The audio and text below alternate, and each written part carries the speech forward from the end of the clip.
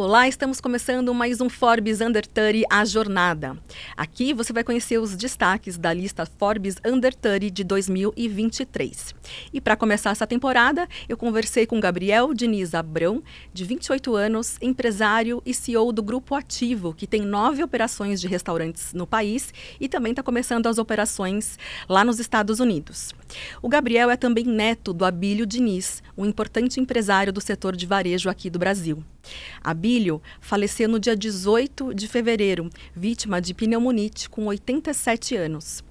Eu conversei com o Gabriel antes da morte do seu avô. Ele contou nesse episódio pra gente como foi a jornada e conviver com uma pessoa tão importante como ele. E essa é uma forma da gente homenagear Abílio, esse importante empresário do nosso país, e também de conversar com as novas gerações sobre como vai ser o futuro do empreendedorismo e também da gestão no Brasil. Vamos assistir?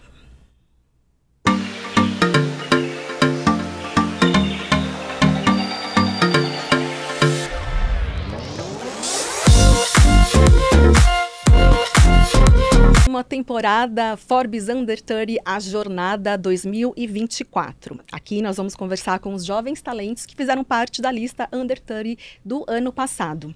E hoje, aqui conosco, para começar a nossa nova temporada, está Gabriel Diniz Abrão, Forbes Under 30 2023, 28 anos, empresário que comanda o Grupo Ativo com 9 operações de restaurantes de alto padrão em São Paulo e no Rio de Janeiro e que também está planejando estender as suas operações para os Estados Unidos em breve. Vamos conversar com ele a respeito disso.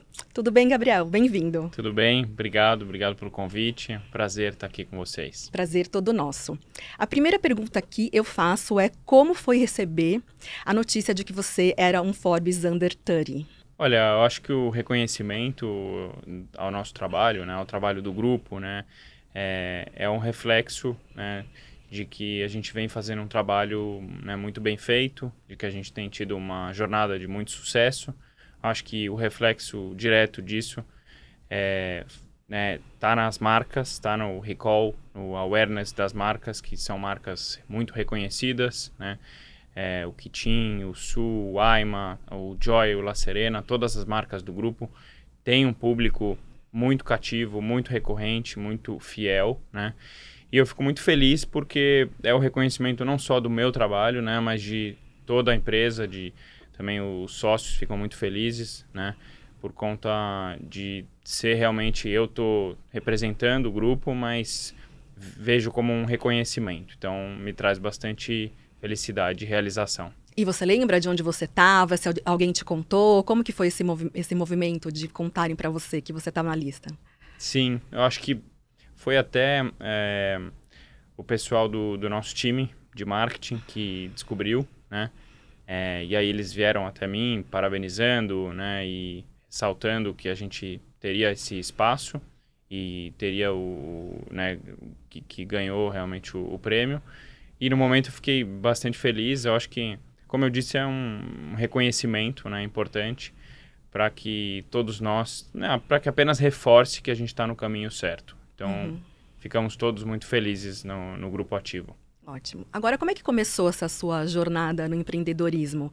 Começou já no momento que você estava ali sentado nas cadeiras do INSPER, olhando o que estava acontecendo, ou foi antes? Desde pequeno você tinha essa veia de pensar em empreender? De onde que vem isso? Sim. Meu pai sempre foi um grande fã, né, de culinária, e especialmente da culinária japonesa. E frequentava muito alguns japoneses de alto padrão, tanto comigo quanto com os meus irmãos, a gente ia junto também. E a gente passou a ter essa paixão, né, que era visitar alguns restaurantes japoneses, até que em determinado momento a gente começou a enxergar, né, dessa experiência gastronômica como cliente, uma possibilidade de negócio, né? A gente começou a entender que tinham algumas figuras, algumas peças em um japonês, né, de alto padrão, mais tradicional, em São Paulo, que tinha uma expertise enorme de operação, né, tinha uma carteira de clientes também muito forte, e que a gente poderia aliar a nossa expertise de projeto, de, né, todo bom gosto e a visão de negócio em termos de conceber um conceito, criar uma marca, né, para alcançar um público que a gente via que tinha uma possibilidade, né, no mercado de a gente se consolidar. Então, vejo que essa união, né, da nossa capacidade, né, de criar marca, de criar conceito, de fazer um projeto de altíssimo nível, de alto padrão, com, naquele momento, pessoas que também vinham do ramo, que tinham mais de 20 anos de experiência e tinham esse track record muito forte de operar, né, e de ter também uma carteira de clientes muito forte para gerar esse lead, trazer esse cliente, né? Então, a união, né, dessas forças fizeram com que a gente abrisse o Kitim com muita confiança em junho de 2016. Então, foi basicamente essa história da primeira unidade e um negócio que abriu, né, apenas com uma unidade. Em pouquíssimo tempo teve um sucesso estrondoso, filas de espera muito fortes, virou desejo ali para um público, né, da elite de São Paulo. E em poucos meses a gente começou a ser abordado já por shoppings principalmente, por empreendimentos imobiliários, né, por parceiros que vislumbravam ter a gente como parceiro, ter a gente como, né, colocando a nossa marca, a nossa operação em espaços, né, nobres em São Paulo. E foi assim que a gente selecionou e escolheu a dedo, né, para onde fazia sentido começar essa expansão do Grupo Ativo. Tanto com o Kitim, né, num primeiro momento em que a gente inaugurou a segunda unidade do Kitim, que é no Shopping JK, quanto com outras marcas, uma vez que também a gente tem uma preocupação enorme em cada marca manter a sua identidade, né, conseguir entregar essa excelência, mas estar sempre fidedigna ao seu conceito. Então, a gente acredita que você simplesmente crescer sem muito critério, começar a inaugurar 2, 3, 4 unidades da mesma marca, muitas vezes vai ser conflitante ao propósito dessa marca, né? Então, o Kitim, por exemplo, que foi a nossa primeira marca, ele tem um componente muito exclusivo, ele atende um público ultra high-end, muito exigente. Então, a gente não acredita em crescer, ser a nossa marca de escala. Ter 5, 6 unidades com o Kitim é impensável, né?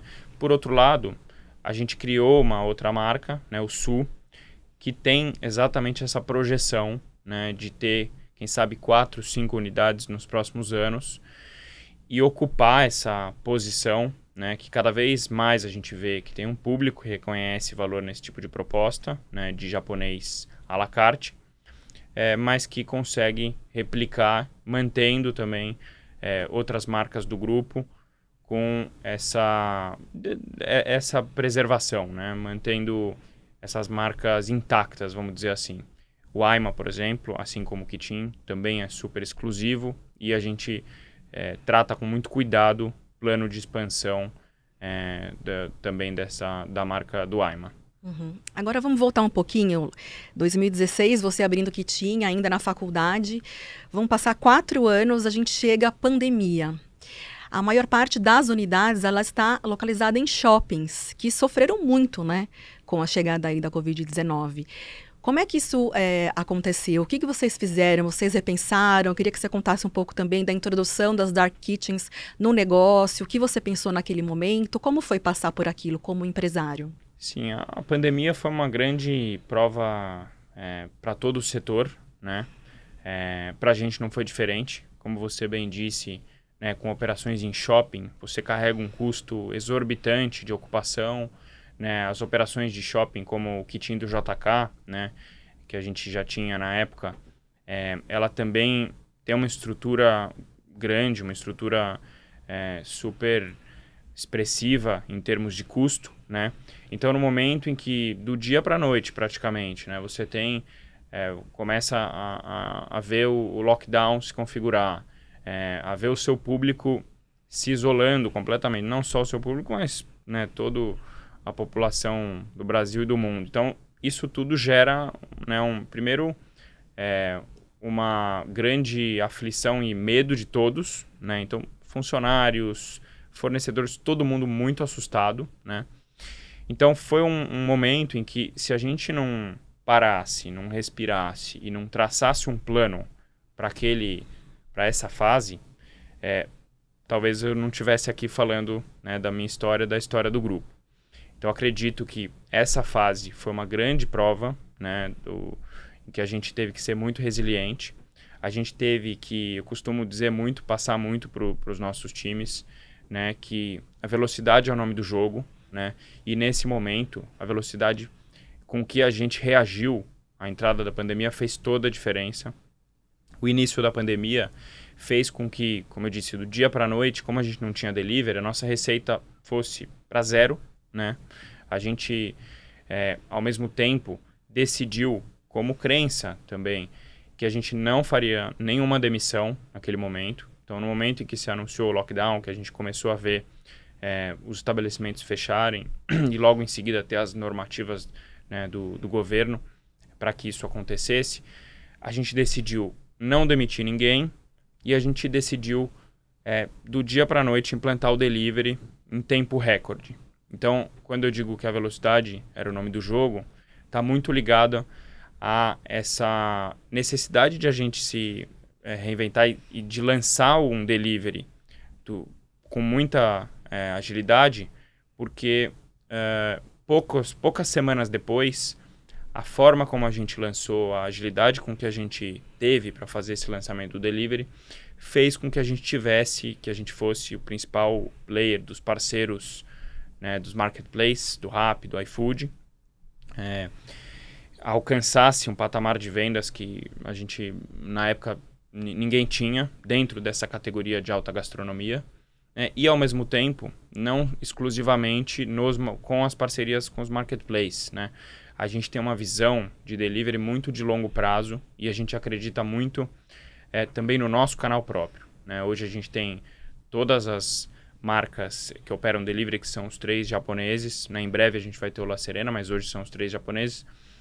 Os 3 têm canal próprio, né? A gente tem o app, em que o cliente pode pedir na facilidade do smartphone, baixar o app para, na hora que ele quiser pedir, ele ter mais facilidade, em que a nossa proposta, né, no canal próprio de entrega é exatamente a agilidade e segurança nessa entrega, uma vez que a gente acredita que a gente entrega tem um nível de serviço e tem uma entrega num nível superior para esse cliente que pede no nosso canal próprio. Então, toda essa nossa movimentação, a forma como a gente reagiu à pandemia, a velocidade com que a gente reagiu, eu acho que fez com que a gente não só conseguisse se manter vivo com todas as operações, né, depois que retomaram com a reabertura do comércio 3 meses depois, sem demitir nenhum cliente, nenhum funcionário por conta da pandemia,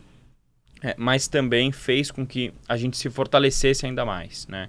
Então hoje, 4 anos depois, né, vai fazer 4 anos agora em março que entrou o lockdown, né, que a gente teve todo o início da pandemia. E quando a gente olha para trás, né, hoje a gente vê uma empresa que tem 25% da sua receita oriunda dos canais digitais, do delivery, né, e que sai desse momento de muito desafio, de muita dificuldade, né, muito mais forte. Então, acho que a pandemia teve muitas lições e nos trouxe, né, nos fez com que o aprendizado fosse canalizado em uma força para que o negócio se fortalecesse ainda mais. Uhum. E estar em shopping, queria que você contasse um pouco de como isso funciona, por que vocês escolheram, pela toda a comodidade, por as pessoas estarem lá e serem mais rápido para poder chegar até vocês. Como que foi essa percepção? O que vocês pensaram nesse momento? Olha, eu acho que o shopping, você tem os seus pontos positivos e negativos, né? De um lado, você vai ter custos de ocupação naturalmente superiores a uma média que você encontra na rua, né? Mas do outro, o ponto de partida de um projeto de shopping, naturalmente vai te dar uma visibilidade, né, no lançamento de uma nova marca maior do que você teria na rua. Então, acho que é uma balança, né, que a gente busca analisar oportunidades, né, cada oportunidade de uma maneira separada. E a nossa história com shoppings, a nossa parceria com o Grupo Iguatemi, ela está muito ligada, né, a acreditar em fazer um trabalho que consiga explorar esses pontos positivos e consiga também né, conseguir tirar valor realmente de uma parceria que é um ganha-ganha para os dois lados, né? Hoje, a quantidade de pessoas, de fluxo que a gente gera para o estacionamento, receita que a gente gera de estacionamento para o shopping, tudo isso certamente faz com que o shopping seja um grande interessado, né? E a gente sabe pela abordagem que é feita, né, ao grupo, semanalmente temos propostas para sair de São Paulo, para replicar as nossas operações, para levar para shoppings, porque as nossas operações são destino nos shoppings, né? Eu acho que em linha com o comportamento de consumo, de que cada vez mais a segurança do shopping, a facilidade de você estacionar o carro, todos esses pontos aliados fazem com que a gente seja, né, as operações tenham uma atratividade muito grande e as nossas marcas por si só, né, já têm, por conta do desejo que o cliente tem de frequentá-las, seja um destino. Então isso faz com que a gente se reverbera isso em fluxo, leva também um retorno expressivo para os shoppings, viabilizando essa parceria e fazendo dessa parceria um ganha-ganha. Então, eu acho que como toda escolha, né, numa expansão, quando você escolhe um ponto físico, escolhe o futuro, né, tem escolhas estratégicas de como desdobrar um plano de inaugurar novas lojas, de escolha de ponto, tem esses fatores que influenciam, mas no caso dos shoppings a gente vê como parceiros estratégicos, né, no longo prazo, em que esses fatores positivos acabam pesando no momento em que a gente teve oportunidades que a gente considera que foram boas. Vamos falar então um pouquinho agora de expansão internacional. Pelo que eu li, então, é uma expansão até 2026 que vocês estão planejando, na Flórida, principalmente, com a abertura aí de 5 novas unidades. É isso? Me conta um pouco como isso vai se desenhar. Exatamente. A gente estuda o mercado americano há praticamente 5 anos, né? Em que a gente contratou uma pesquisa de mercado, começou a entender o movimento de grupos brasileiros que foram para os Estados Unidos, o que deu certo, o que não deu certo, né? E o momento da Flórida atual, ele é muito oportuno, né? A gente considera um momento em que a oportunidade de inaugurar um restaurante, levar, né, a criar uma empresa lá, pode ser único, né? O momento pode ser único. Por quê? Você teve um movimento migratório muito forte nos últimos 3 anos, desde a pandemia, com o home office, com a questão fiscal também, uma migração bastante significativa dos estados da costa oeste e costa norte para a Flórida, para Texas também, mas sobretudo para a Flórida. E você tem em counties que a gente estuda, né, e está olhando já há algum tempo, um fator competitivo bastante favorável para a nossa entrada. Então a gente mapeou 5 regiões, Coral Gables, que é onde a gente inaugura agora no segundo semestre, Fort Lauderdale, Palm Beach, Tampa e Orlando, que são regiões que você tem uma oferta bastante limitada de players que trabalham com a alta gastronomia japonesa, né, que atendem esse público mais refinado, com alto poder aquisitivo, e um momento que a demanda reprimida nesses lugares é super forte. Então, a tese do grupo dos Estados Unidos está muito orientada para essa oportunidade de negócio, né, momento de Flórida, em praças que se tem ainda uma oportunidade de consolidação em virtude de todo o momento atual, né? É muito diferente você pegar o carro hoje e ir de ali mais do sul da Flórida para um pouco ao norte de Miami, do que 10 anos atrás, ou até mesmo do que 5 anos atrás. Você tem um fator de trânsito, de caos também urbano, que faz com que, nesse momento, as pessoas busquem também soluções, né, no padrão em que a gente trabalha com a marca que a gente vai levar para lá, mais próximas, né? Então, a gente se insere nesse contexto, né, em resolver essa dor em praças que a gente entende que carecem de uma oferta mais qualificada na gastronomia japonesa. E foi assim que a gente concebeu o Su. Né? O Su, ele tem o mesmo nome do Su no Brasil, mas a gente criou a marca Su nos Estados Unidos com um escritório local em 2019, né? Momento em que a gente já estava estudando o mercado local. E, oportunamente, no Brasil, a gente estava criando essa segunda marca nossa, que seria a marca da escala, né? A marca de ter 4, 5 unidades nos próximos 5 anos. Essa era o plano em 2019. A pandemia atrasou esse crescimento, né? Mas fez com que a gente entendesse que naquele momento fazia sentido trazer a marca de fora para cá. Porém, a nossa estratégia nos Estados Unidos não é ser visto como o japonês brasileiro, o japonês que tem a origem do Brasil e que vai trazer uma culinária mais fusion, mais com referência brasileira. Não, essa não é a ideia. A ideia é a gente se posicionar como um restaurante japonês no high-end, competindo com os players locais, Zuma, Nobu, para conseguir se destacar, né, nesse contexto que eu coloquei de demanda e oferta, que nos parece bastante convidativo. A gente não tem dúvida que tem uma oportunidade importante em que a gente decidiu abraçar. E aí, então, vai ser a inauguração setembro, por aí? Por volta de setembro, acredito que agosto a gente deve já trabalhar um soft opening. Uhum. Então, a gente já está em fase de orçamento de obra, né? Já estamos trabalhando bastante com a parte já do prévia de obra, com compra de insumos, toda a parte de matéria-prima. Nos Estados Unidos você precisa ter um nível de planejamento, né, pela parte legal dos permits. Então, permit de obra, o permit de liquor license, tudo isso precisa ter uma previsibilidade, né, um planejamento, porque lá, diferentemente daqui, né, não tem o jeitinho de você resolver de última hora, de você fazer um lobby, né? Claro que tem formas de você agilizar, mas se não tiver planejamento, você não consegue, você pode tomar um susto, né, e acabar colocando muita coisa a perder, até porque o investimento é feito em dólar, né? Então, a gente está um projeto que demanda muito da nossa atenção, muito da nossa energia, e hoje o grupo também está muito focado, é um dos grandes projetos do ano.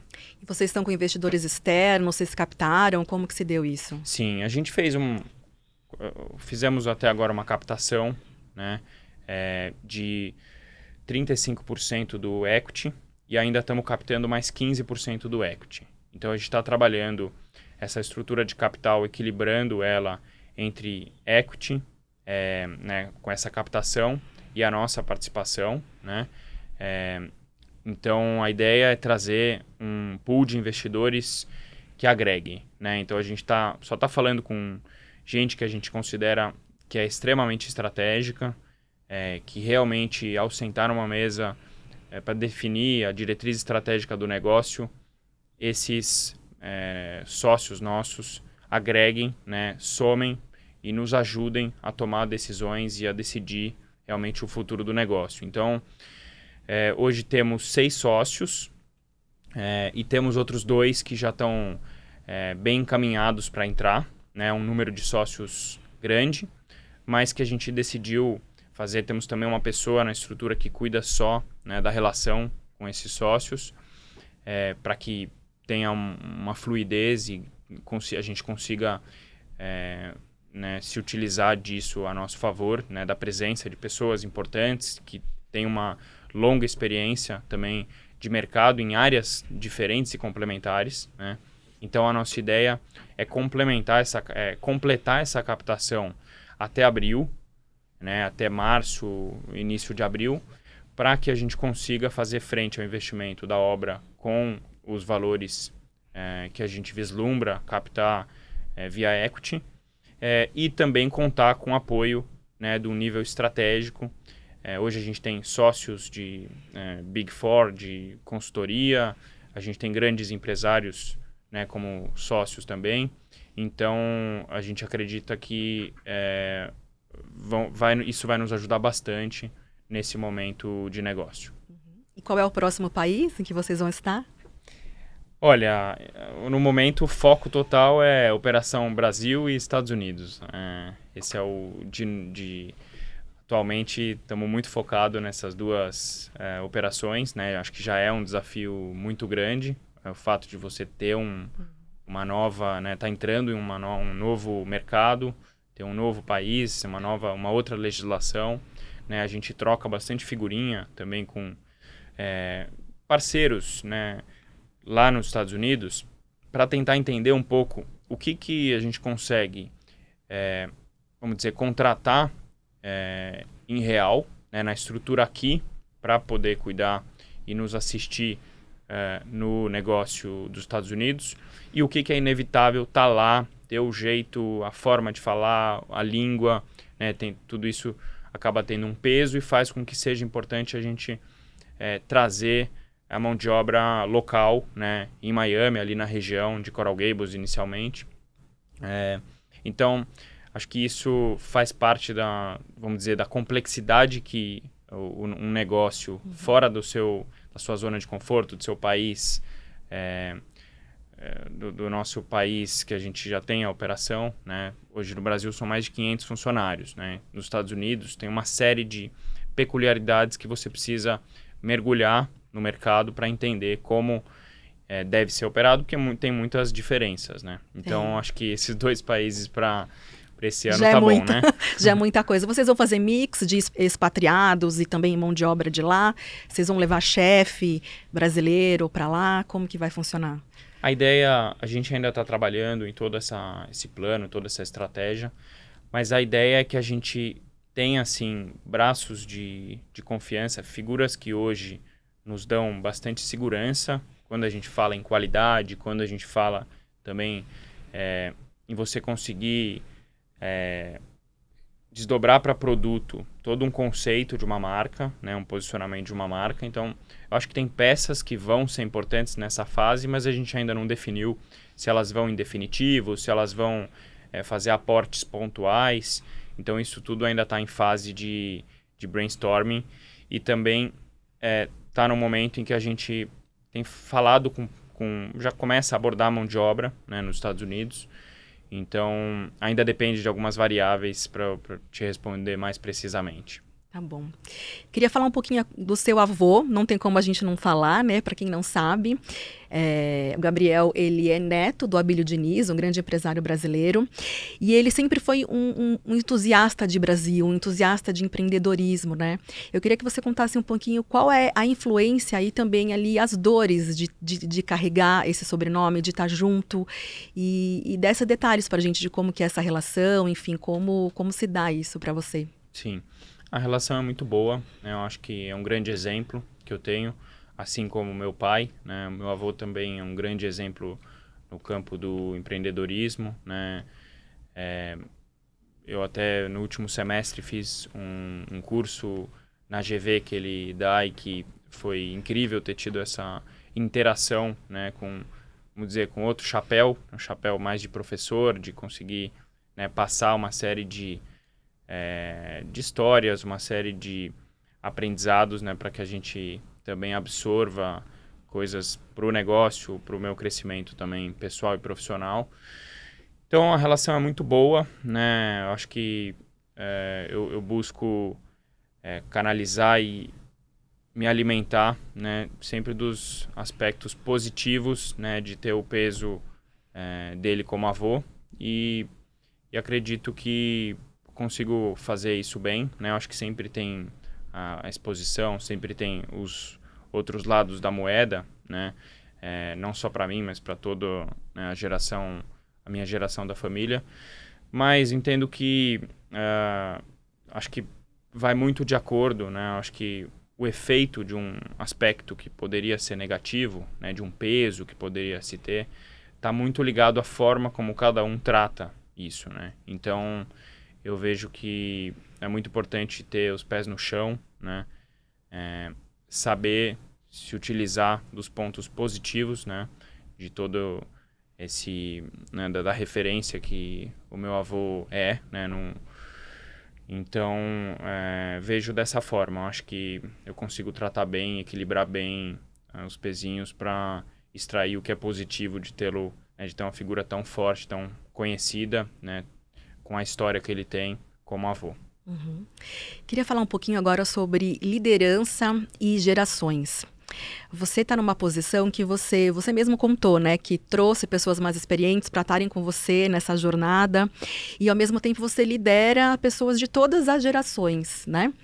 Como que isso se dá no seu dia a dia? Assim, você tem alguma inspiração, algum mentor, alguém que você busca olhar para poder fazer da sua liderança com todas essas pessoas que estão aí no seu dia a dia, de todas as gerações? E como que isso se dá no dia a dia? Eu acho que no dia a dia, o que é mais rico do negócio, né, para mim, é o quanto eu consigo aprender e me desenvolver, né? Eu acho que é uma jornada em que o que me realiza é olhar para trás, né, e olhar para esse aprendizado, para esse crescimento de uma maneira que o negócio potencializa, né, tudo isso pela forma como você acaba se expondo, né, se expondo a pessoas mais velhas que também respondem para mim, que tem essa interação que eu aprendo diariamente, pessoas mais novas em que o desafio é diferente, né, de acordo com a maturidade profissional desse tipo de pessoa, né, de acordo com o momento profissional e o momento pessoal também, né, de cada um. Então, eu vejo que hoje eu tento extrair, né, tudo isso e focar um dos grandes objetivos que eu vejo como valor no negócio é a forma como eu me exponho, né, a situações desafiadoras, a situações que vão estar me elevando a régua, né, e fazendo com que eu me desenvolva. Então, isso é um pouco do que me faz, me motiva, né, me faz acordar com bastante vontade de fazer acontecer, né? Então, é o que eu gostaria de exaltar. Em termos de figuras, eu acho que tem em diversas áreas, né? Eu acho que eu gosto bastante de ler e de me inspirar. Mas, de maneira geral, eu acho que essa questão do aprendizado e de estar sempre aberto para entender, né, como me desenvolver é o que eu gostaria de ressaltar. Uhum. Bacana. Agora uma pergunta um pouco mais pessoal aqui. A gente conversando com muitos empresários, a gente percebe que a rotina e a disciplina do dia a dia, elas são muito importantes, fundamentais, na verdade, no decorrer do negócio, né? No como vai ser aquele dia. Queria que você contasse um pouco da sua rotina, como que ela se dá? Você acorda que horas você faz, o que você lê, enfim, dividisse um pouco com a gente esse momento. Claro. Eu gosto bastante de esporte, né? Até na minha infância, jogava futebol, tentei ser jogador profissional, né? Em algum momento tive que abrir mão por conta do estudo, né? Você acaba tendo que tomar essa decisão. Só que eu sempre fui muito ligado ao esporte, não só como fã, como corintiano fanático, né? Que também atuo bastante ativamente na vida política do clube, mas também na minha vida pessoal. Então, eu busco estar me exercitando todos os dias, né? Faço academia quase todos os dias e intercalo com aeróbico, ou no parque ou na própria academia, pelo menos uma vez por dia eu faço, e eu acho que é o que faz também com que eu me sinta energizado. Comece o dia sempre com energia para encarar, né, a rotina, para olhar para começar o dia de uma maneira mais leve até, né, me sentindo bem. Então, acordo às 6 da manhã e já faço esporte, né? Logo em seguida volto, tomo café e e aí por volta das 9 eu já estou no escritório. Curioso até com no setor que a gente está, né? Porque o grupo vai fazer 8 anos agora em junho. E nessa história, sempre que as pessoas me veem, elas perguntam, né? Sempre que as pessoas pensam, onde será que ele fica, em qual restaurante? Elas já perguntam, que restaurante você fica? Né? Acho que pelo negócio ser de restaurantes, muitas pessoas não têm a dimensão de que o negócio cresce e vira uma empresa que tem todos os desafios, RH, área financeira, o marketing, todas as áreas de uma empresa em qualquer segmento tem, né? E aí, até hoje, né, mesmo a gente com 500 funcionários, é legal que as pessoas perguntem qual restaurante você fica e tudo. E a gente tem, né, uma base que fica o nosso escritório fica no Itaim, e é bem central, que faz com que a gente acesse a maioria das operações com bastante facilidade. Para almoçar, vai em uma outra operação a pé, que são super próximas. E isso foi uma curiosidade que eu achei que é legal trazer. Mas eu começo o dia e passo boa parte do dia no escritório e busco complementar com visitas aos restaurantes. No almoço, no jantar, né, nos finais de semana, às vezes só passo mesmo para ver o salão, entender também um pouco no lado mais qualitativo, visual, né, qual o perfil de público que está em cada operação, entender um pouco melhor. Acho que isso tem uma importância muito grande. Então eu tento intercalar essa atuação que muitas vezes demanda muito no escritório pelo volume de trabalho, pela necessidade de estruturação que a gente tem, a nossa fase atual, né? Mas intercalar também com a presença nas operações, que é muito importante. Uhum. Agora você está num setor que é super importante, né, para as pessoas. Assim, a alimentação está ligado a muitas fases de emoção, né? Muitas das coisas acontecem nos restaurantes, as celebrações, enfim. Como é para você saber que você consegue proporcionar isso para as pessoas? Você chega a pensar sobre isso ou você está tão envolto ali com o negócio em si que essa parte mais ali do dia a dia emocional você acaba não pensando muito? Não, com certeza. Eu atuo diretamente com... né, eu gosto muito e tenho uma boa parte do meu tempo alocada com o time de marketing, né? Em que acho que uma grande parte do trabalho diz respeito ao entendimento, né, do que faz com que a marca, o que faz com que a marca realmente tenha esse nível de desejo e de relação com os clientes. E aí passa diretamente por isso que você colocou, né? Eu acho que tem uma relação emocional, né, do momento de consumo ou momento de você descarregar uma energia de caos do dia a dia, de uma energia da correria, né, para você se encontrar quase que num oásis, né, que são as experiências dos restaurantes, né? Ou então você pedir um delivery, né, e ter na sua casa o que a gente preza tanto, que é um nível de detalhe, um nível de qualidade de apresentação que precisa realmente chegar intacto até a casa do cliente. Então, acho que tudo isso diz um pouco do que certamente é a base que a gente acredita, que é construir relações emocionais, né?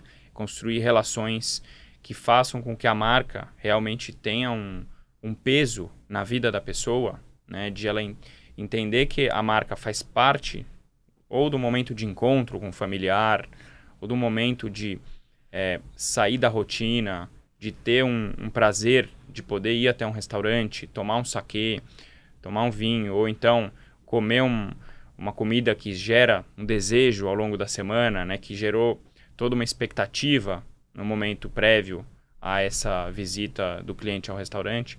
Então, a gente acredita muito, né, em trabalhar muito bem. Eu comentei o marketing, porque acho que faz parte do nosso trabalho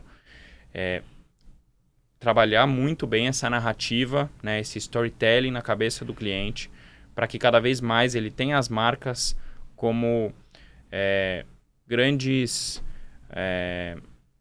como centrais nessa relação que é completamente emocional, né? Acho que essa proximidade com a marca, essa relação com a marca, a gente olha muito e entende que ela é chave para que o negócio tenha recorrência, que o público tenha a gente como referência E a consequência disso vai ser, né, o resultado financeiro e o grupo prosperar. Né? Eu acho que a gente precisa olhar muito para a essência, para o propósito, e o resultado tem que vir como consequência, né, e com naturalidade.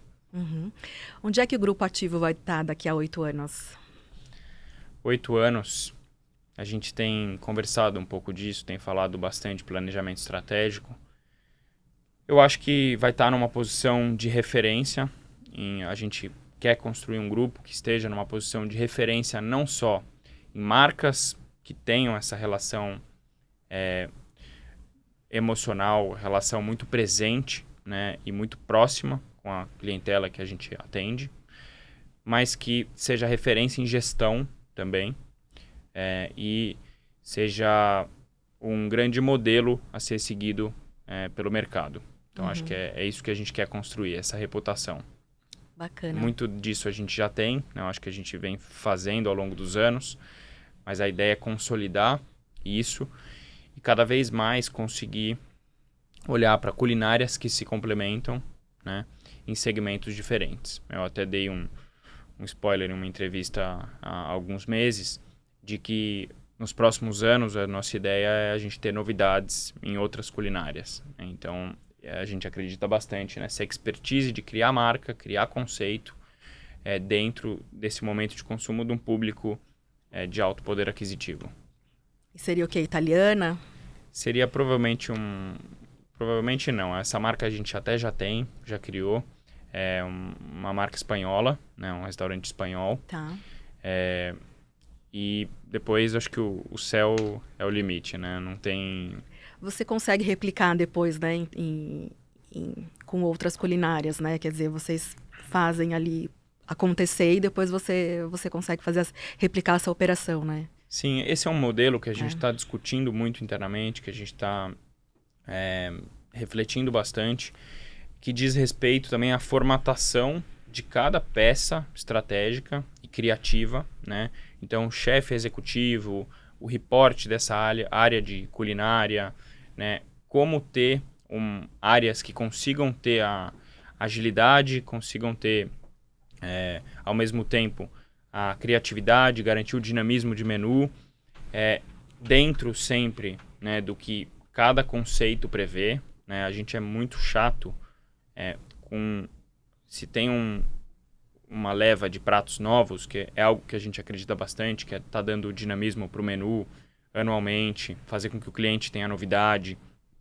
Isso precisa ser fidedigno ao conceito dessa marca, a identidade que essa marca tem. Eu acho que todo conceito precisa desdobrar em produto e mesmo que o cliente não perceba, né, mas ele vai comer e vai entender como um todo que isso faz parte, né, de todo o ambiente, de todo os detalhes da arquitetura, até os detalhes da louça e da operação toda, né, tem que ter essa consonância com produtos para que a gente consiga ter conceitos muito bem fidedignos à sua identidade.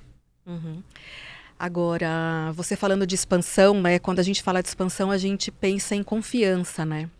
É importante a gente ter essa confiança de que as coisas vão dar certo para que a gente invista, obviamente. O que você diria para essa geração under 30 que está aí, querendo fazer, querendo acontecer, querendo ter os seus negócios, querendo empreender, ou querendo ser CLT, enfim, querendo fazer a sua jornada, né? Como você está contando a sua jornada aqui para a gente, o que você diria para essas pessoas que estão nesse momento ali, under 30, começando as suas vidas, querendo fazer acontecer? O que você diria para elas? Eu diria que tem um fator que eu acho que muitas vezes vai ganhar o jogo, que é a iniciativa, né? Eu acho que iniciativa é muito importante, né? No momento em que você tem muitos riscos, né? Naturalmente, ao tomar uma decisão para empreender, vou abandonar uma estabilidade de um negócio, sempre vai ter prós e contras, vai ter riscos, mas eu acho que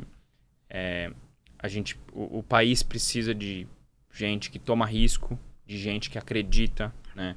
E de gente competente para elevar a régua, né, do empresariado e das empresas que tenham boas práticas que vão construir o futuro, né, do país. Então, eu acho que iniciativa, essa proatividade de fazer as coisas acontecerem é importante. Ao mesmo tempo, né, claro, você não pode ser irresponsável, né, em termos de, inclusive, momento de acessar o mercado, de acessar a capital, né, e que tem bastante dificuldade pelo cenário local.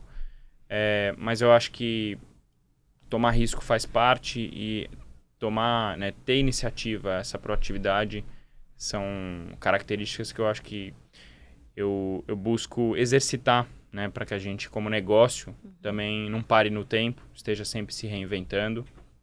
Hoje a gente, né, vai completar 8 anos em junho com o Kitim. Então, a gente discute muito, né, como se reinventar, como estar sempre se conectando com esse cliente, né, sempre alcançando esse cliente, porque o cliente vai atrás de novidade e a concorrência é muito grande. Graças a Deus a gente tem operações, né, marcas muito fortes, mas a gente precisa dar um passo à frente para não perder essa solidez, né? E eu acho que isso tudo vem com toda essa discussão vem com iniciativa e vem com essa proatividade, que acho que são características muito importantes. E o seu lado investidor? Você investe desde cedo? Toma mais risco? É mais da renda fixa? Como que é? Sabe que a tendência é tomar um pouco mais de risco, né? Ser mais agressivo, mas nos últimos bons anos, aí o foco ele tá tão central no negócio que os investimentos, né, o pouco e toda a minha concentração também tá de capital no negócio. Então, às vezes, o que eu poderia brincar ali, acabo não fazendo por conta de tempo mesmo, né, de priorizar, porque busco tá muito focado. Acho que o foco também nesse mundo atual de dispersão e de tantas frentes que muitas vezes se mostram atrativas, né, para o negócio, principalmente, né, muitas oportunidades de crescimento, oportunidades de parceria e tudo, mas se você não tiver foco, acho que você pode pecar, né? Então, em relação aos investimentos, apesar de eu gostar do tema, né, eu trabalhei 1 ano na Rio Bravo, em renda fixa, gosto bastante do mercado financeiro, busco ler também o valor econômico, tá também inteirado, mas acredito que hoje eu não gasto muito tempo olhando para as minhas finanças pessoais também por uma questão de foco. A gente tem essa tradição aqui, que você deixa a sua marca no texto sobre você. Aqui. Por favor. Obrigado.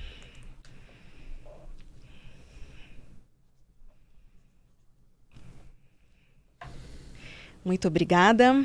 E, gente, essa então foi o comecinho da temporada aí do Forbes Under 30 com Gabriel Diniz Abrão. Muito obrigada e até a próxima.